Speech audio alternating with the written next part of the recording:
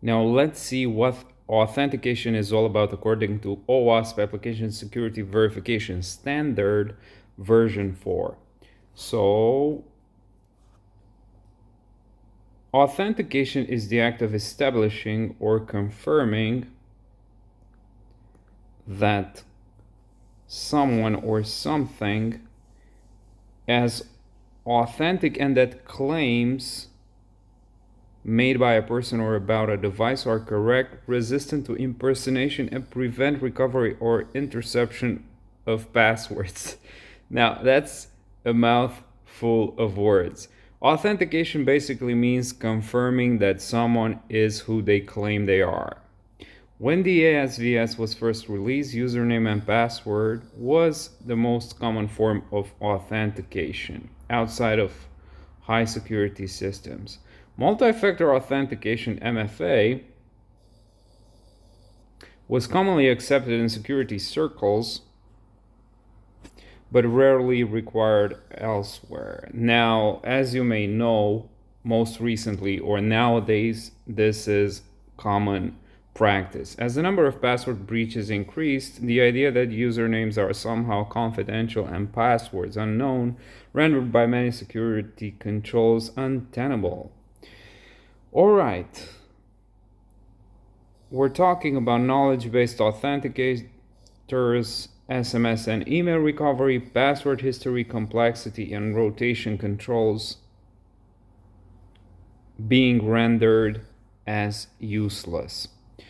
Okay, now of all the chapters in the ASVS, the authentication and session management chapters have changed the most, probably because when it comes to penetration testing or when it comes to security as a whole, authentication, session management are two of the very most important things and two of the most important where issues have been spotted. All right, we're not actually going to go into reading everything that's in here, but what we're actually going to do is look at the legend here and then go into each of these checks that you might be doing as a penetration tester, or each of these checks that you might have to check as someone who has an application online when it comes to authentication and password security to start with. All right, now applications can always exceed the current levels of requirements, especially if modern authentication is on an application's roadmap.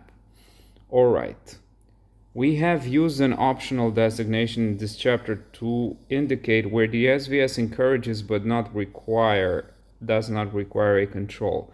The following keys are used throughout the standard.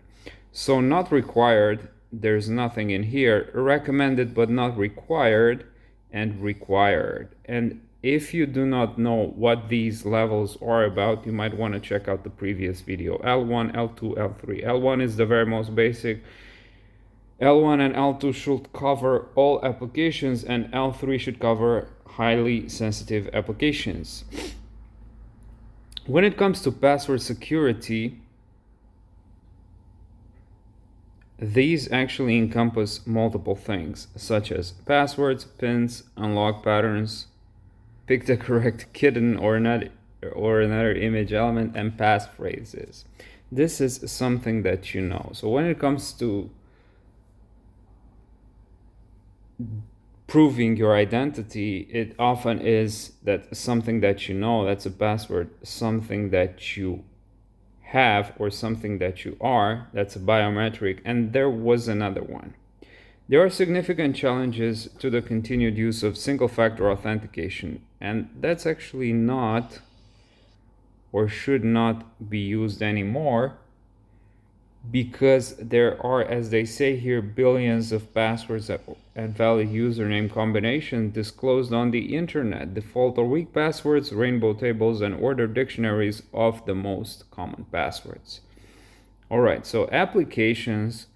If you're a penetration tester, you should know that applications should strongly encourage users to enroll in MFA and should allow users to reuse tokens they already possess. such as FIDO or U2F, or link to a credential service provider that provides multi-factor authentication. Now, what you are going to look at, so we're not going to cover everything that's in this ASVS, but we're actually gonna look at what I consider to be the most important. Now, 211, verify that users set passwords that are at least 12 characters in length after multiple spaces are combined. I would actually completely disregard the spaces and have the users choose at least a password of choose a password of at least 12 characters long. So this is covered for L1, L2, and L3. Verify that passwords of at least 64 characters are permitted and that passwords of more than 128 characters are denied. I'm not really sure why they say this, but let's actually see if we cannot click on this C6. Verify that password truncation is not performed. However, consecutive multiple spaces may be replaced by a single space. In this situation, they probably talk about password truncation when it comes to storing that credential in the database. Verify that any printable Unicode character, including language neutral characters, are permitted in passwords. Not only permitted, but are highly recommended, or even so you must implement a password policy, or if you're a penetration tester, you must look for a password policy on the application that you're testing, such as that it includes at least a certain number of characters in length, it has at least one special character, it has a uppercase letter, and at least a number. Verify that any printable, I've talked about that. Verify that users can change their passwords. This is really important, and this is not a best practice in most of the applications that I looked over. Verify that password change functionality requires the user's current and new passwords. And I've seen situations where you can just input the new password in your profile or in your settings dashboard, where you can just input your new password and you're all done. The password is changed. All right, now here's another mouthful. Verify that passwords submitted during account registration, login, and password change are checked against a set of breached passwords either locally or using an external API. Now, from my experience, this is mostly never the case. Most applications that I looked over do not check for or against a set of breached passwords. If using an API, mostly they just enforce a password policy, where if the password does not meet a certain format, it is not accepted. If using an API, a zero-knowledge proof of other mechanisms should be used to ensure that the plain text password is not sent or used in verifying the breach status of the password. It's really important because, so if the user has a password of 1, 2, 3, 4, 5, 6, 7, and you're actually using an API to check whether or not this password has been found in a breach, the transmission mechanism, so the transmission mechanism here should be secured. That's really important, because if the transmission mechanism has not been secured, that might actually leak this password that the user is trying to input. Verify that a strong password strength meter is provided to help user. Now, this is a very good practice, but it is often not used in your generic application. Verify that there are no password composition rules limiting the type of characters permitted. There should be no requirement for upper or lowercase or number or special characters. This is sort of like against what I've said previously, verify that there are no password composition rules limiting the type of characters permitted. Right. There should be no requirement for upper or lower case or number or special character.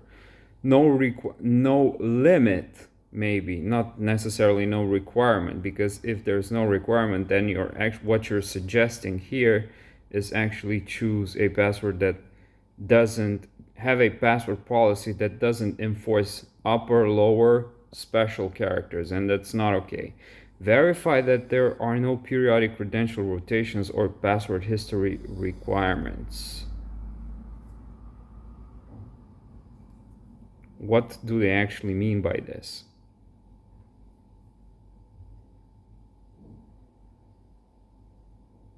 Because credential, not necessarily credential rotation, maybe credential rotation, but you should have at least periodically have the user change their passwords, like just as a good practice, such as every couple of maybe months. Verify that paste functionality, browser password helpers, and external password managers are permitted, such as the ones that you have in Chrome or Firefox. So Chrome or Firefox have their password managers, and I didn't actually know whether or not this is a feature that you integrate when it actually comes to creating an application. Verify that the user can choose to either temporarily view the entire masked password or temporarily view the last type character of the password on platforms that do not have this as a built-in functionality. You could do this. This is sort of like harder to implement, but this is really important when it comes to L3 level of sort of like assurance or compliance. Not necessarily for the level 1 or level 2, because it doesn't cost a lot to just have the user change their password if they don't remember it, or if their password manager doesn't actually remember it, but in doesn't store it. So for example, if you have a password manager like the one in Chrome or Firefox over here, they would actually allow you to temporarily view your password if you verify your identity by either facial scan, by either PIN or fingerprint, whatever device that you're using, and whatever the authentication mechanisms they provide. All right. If we keep on actually going at this pace, it's probably going to take multiple videos for authentication in of itself. Authentication is really important, so I'm actually going to take my time. I'm going to keep this video in sort of like the ballpark of maybe 20 minutes at maximum, and then whatever is left, we're going to go all over it in future videos, because there is no limit imposed into the amount of videos that you can do. There's only limit on my time, and in this case I'm actually doing this in my free time, so you'd better be sharing this all over the place if you want me to keep on doing these videos, because I don't get anything in return, because the ad revenue that I get from YouTube on a monthly basis is maybe pennies at the current level. General authentication, general authenticator security. Let's see what this is all about. Authenticator agility is essentially to future-proof applications. Let's zoom more in. Refactor application verifiers to allow additional authenticators as per user preference, as well as allowing retiring deprecated or unsafe authenticators in an orderly fashion. Let's see what this is all about. Verify that anti-automation controls are effective at mitigating breaches or breach credential testing, brute force, and account lockout attacks. Such controls include blocking the most common breached passwords, so you wouldn't allow that. Soft lockout, rate limiting CAPTCHA, ever increasing delay between attempts. This is something, let me actually mark this in a different color. This is something that most often than not is not implemented. So increased delays between attempts. When you're testing a password functionality or authentication on a certain web application, I've seen in most cases that there is no check when it comes to how many requests. There is no decent rate limiting implemented. IP address restrictions, not even so. So you should actually look for that. IP address restrictions or risk-based restrictions such as location, first login on a device, recent attempts to unlock the account or similar. This is really, really important for L3 applications such as bank applications and medical applications. Verify that no more than 100 failed attempts per hour is possible on a single account. I would say that if the user has 10 attempts in a very short period of time, 10 password attempts, let's say 10 per minute at maximum, their account should be locked out. And they should be required to take a certain action in order to unlock their account by verifying their identity, by verifying their attempts, and so on and so forth. Verify the use of weak authenticators such as SMS and email is limited to secondary verification and transaction approval and not as a replacement for more secure authentication methods. So they say that you could use SMS and email as secondary verification or transaction approval. So if you're actually working with a financial application and when you're doing a transaction, you would verify it via an SMS. But when it comes to the security of your account, verification should be done using strong authentication mechanisms. Verify that stronger methods are offered before weak methods. This is really granular when it comes to authentication testing. Now, if you're a penetration tester, you should always be looking for this. In a recent penetration test, probably in most of the pen tests that I've done recently, I've seen a lot of authorization issues. But in one of the recent penetration tests, the application was really, really secure. So I did not find any authorization issues, no IDORs, and I've gone very deep into the application. And I've seen that they're very strong when it comes to these two types of security issues. Therefore, it actually is that they previously had done other penetration tests and covered this out, or their developers are really good when it comes to security. So that's why I focused on something else. I focused on going very granular when it comes to password recovery, when it comes to login, when it comes to registration, basically when it comes to authentication and password security, and that's where I've got all the bang for my buck. That's where I found most of the issues that I've reported. I've also found some file upload issues, but if some application implies that they have a very strong security when it comes to certain types of issues, such as in this case authorization and IDORs, you would want to actually, if you have time, you can go even deeper and deeper, because the deeper you go, the more issues you're likely to encounter. But if you don't have too much time, if you've seen that they don't have issues with a certain type of security aspect, you can go into something else, as I did. Verify that secure notifications are sent to users after updates to authentication details such as credential resets, emails, or address changes, login from unknown or risky locations. The use of push notifications rather than SMS or email is preferred.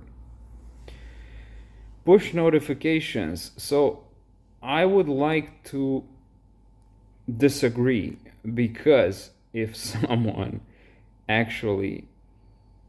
So if you're talking about an application, for example, you're talking about a web application, and someone from a different country has logged in to your account and they get push notifications onto that browser session, and you're logged out on your own browser session, you will get no notification. So this does actually not make sense.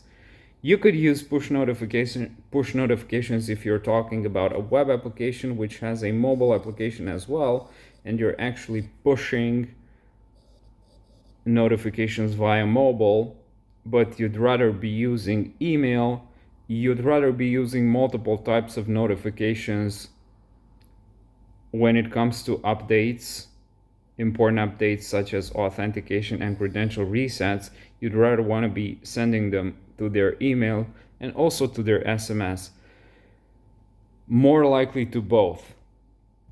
And they say here SMS or email is accepted as long as no sensitive information is disclosed in the notification. Okay, fair. Now, as you can see, this check applies to L1, L2, L3, but the following ones apply only, so these following ones apply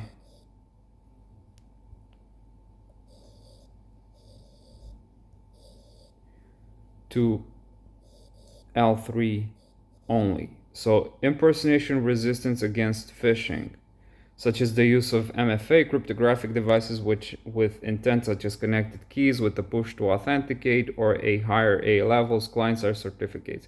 Verify where credential service provider, not content security policy, and the application verifying authentication are separated. Mutually authenticated TLS is in place between the two endpoints. Verify replay resistance through the mandated use of one-time password OTP devices, cryptographic authenticators, or lookup codes. So for example, if you have one-time password OTP device, that one-time password should be strong, because if you combine a very weak OTP, so weak OTP, let me actually do this in red. So if you have a weak one-time password plus weak rate limiting or no rate limiting, that's actually spelled, can be spelled disaster. Verify intent to authenticate by requiring the entry of an OTP token or user-initiated action such as a button press or on a FIDO hard key. This is mostly for L3 level of security. Alright, authenticator lifecycle. This is where we stop here and probably flash forward through in the next session. We're going to look at credentials storage, which is really important, credential recovery, mostly from an attacker's perspective, mostly from a penetration tester perspective. Look up secret verifier. Let's see what's out of band verifier. This is actually in the upcoming videos. One-time verifier, service authentication 210. And that's gonna be all for authentication, which is quite enough, because if we've only covered so few in just one video, let me actually make a mark here where we're gonna go in the next video, and I'm actually going to stop here.